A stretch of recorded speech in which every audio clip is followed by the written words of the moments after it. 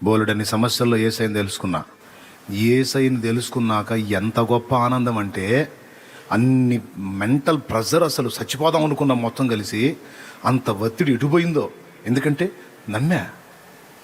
నేను ఎవరిని గుర్తించానో, నన్ను ఎవరు దర్శించారో, నేను ఎవరిని కనుగొన్నానో ఆయన సర్వశక్తుడు,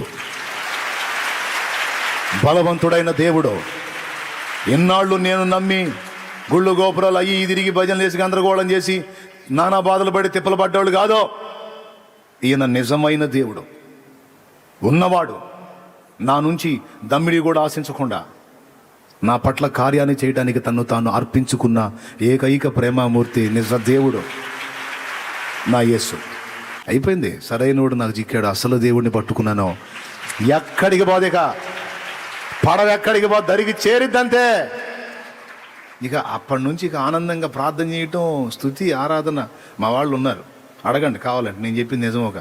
యేసయ్యని గుర్తు తిరిగినాక ఏడుపు ముఖం వేసుకొని తిరిగానే అడగండి, సమస్య లేదు, హ్యాపీ.